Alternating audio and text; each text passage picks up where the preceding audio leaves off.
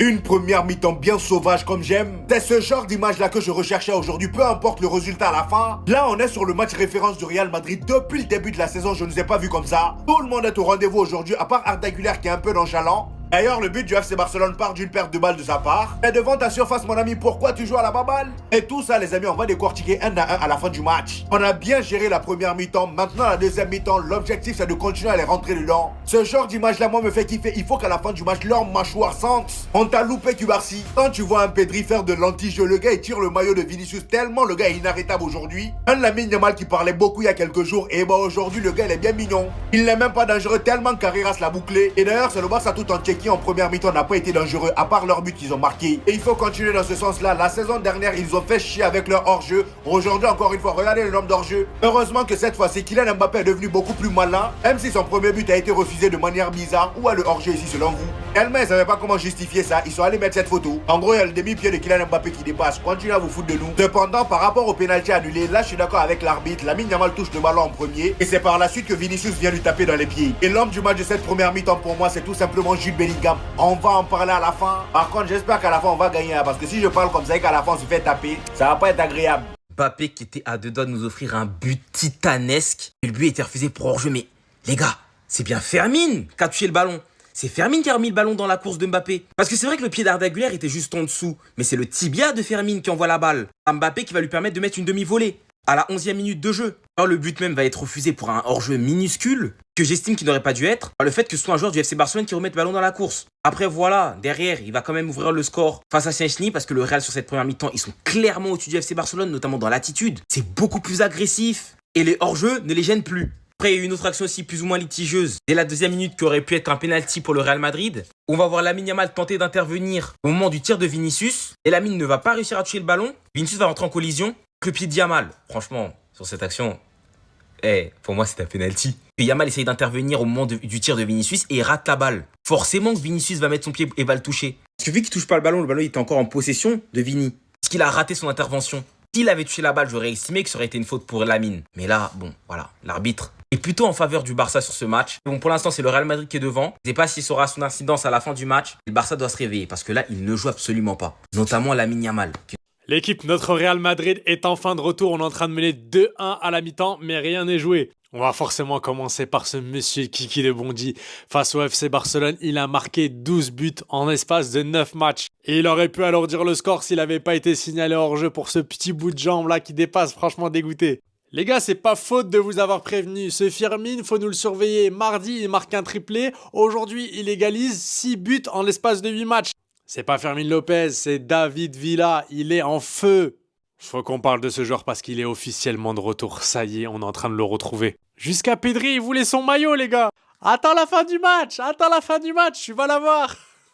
Et lui, plus les matchs sont en train de passer, plus il est en train de monter en puissance, plus on est en train de voir qui fait la différence. Vous savez pas sur le but du 2-1 comment j'ai kiffé sa célébration là, comme ça, pleine de nonchalance.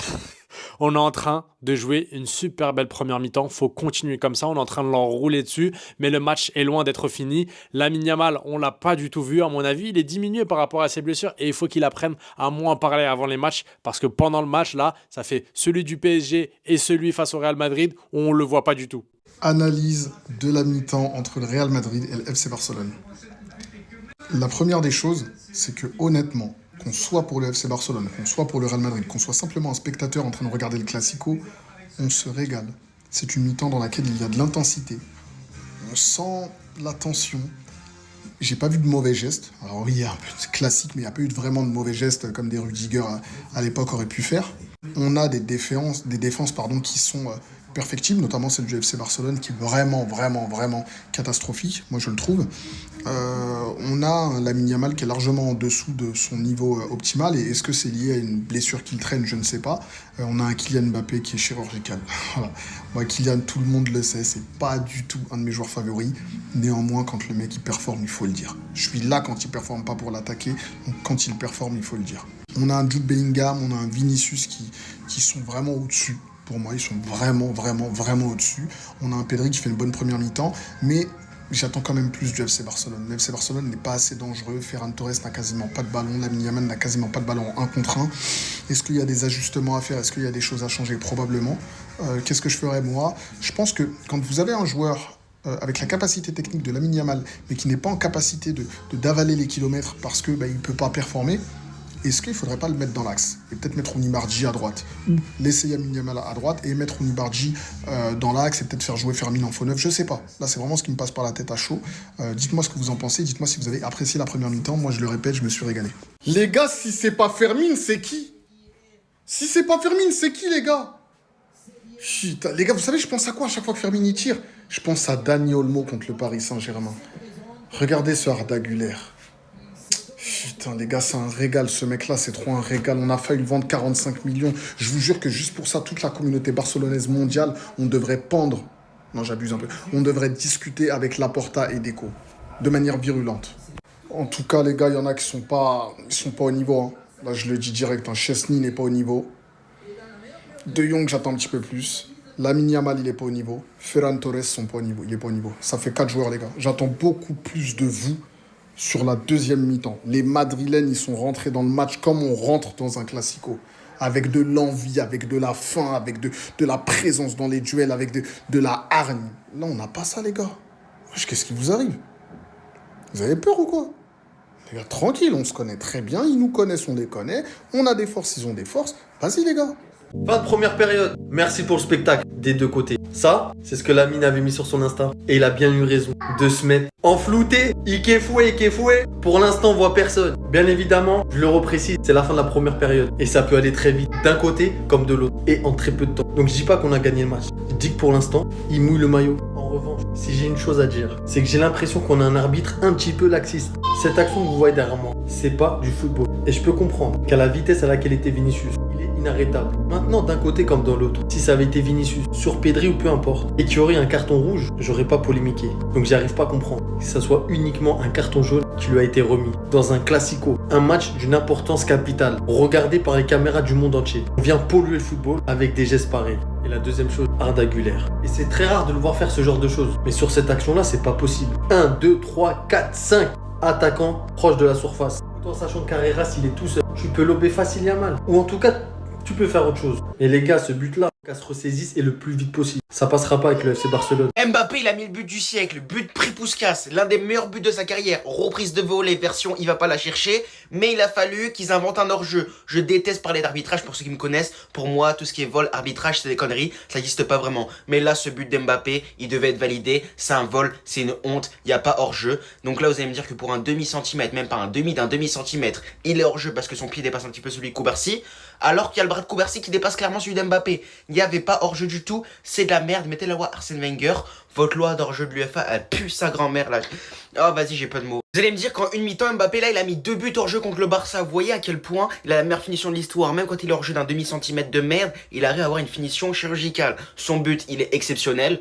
Franchement, Mbappé, il a déjà, en 11 matchs contre le Barça, 9 buts.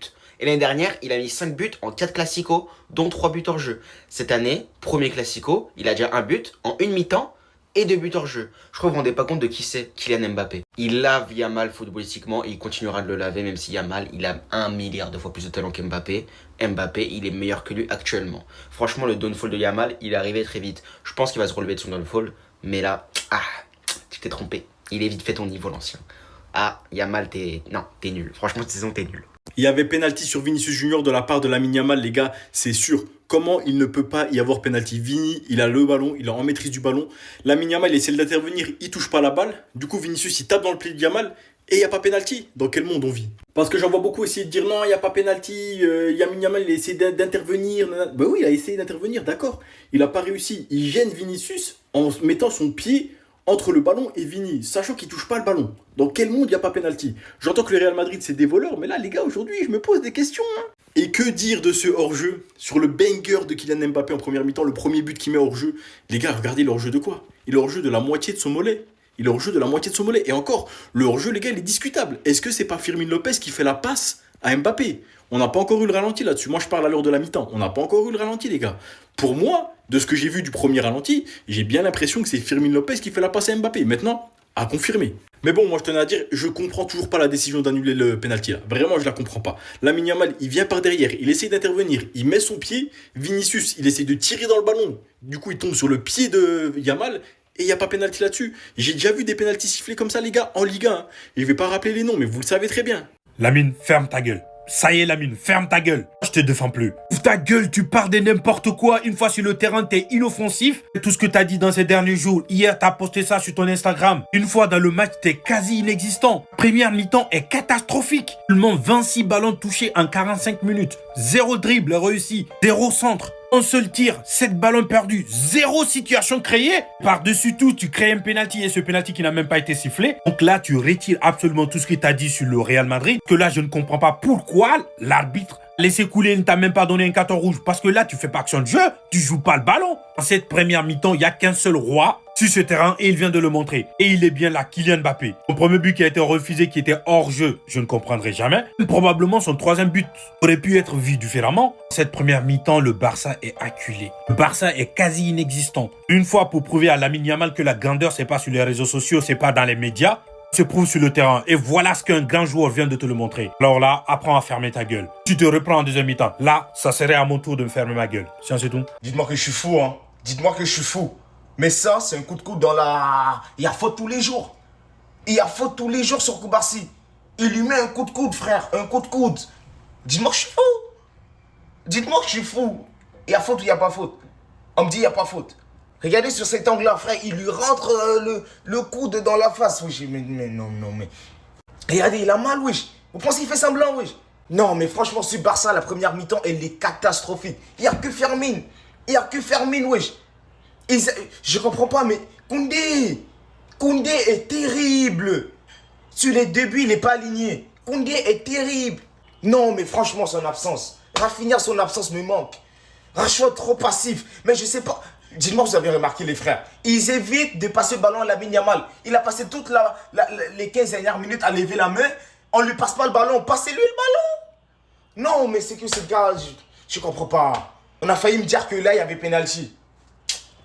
Je vous ai dit quoi? Je vous ai fait une story Insta avant le match. J'ai dit soyez prêts pour son match de folie qu'il va faire Vinicius. Je le sens trop aujourd'hui. Et ça fait une semaine que je dis ça à mes potes. Subhanallah, comment il a joué avec la défense aujourd'hui Vinicius. J'ai l'impression de voir CR7 2008 sur le côté quand il gagnait du temps. C'est une folie ce qu'il a fait. Regardez ce Gareth Pedri, carrément ce qu'il doit faire pour stopper Vinicius. C'était la seule solution. Même Pedri, qui est un joueur lisse, qui fait jamais de faute d'anti-jeu, il était obligé. C'était la carte de la folie qu'il a joué, il était obligé.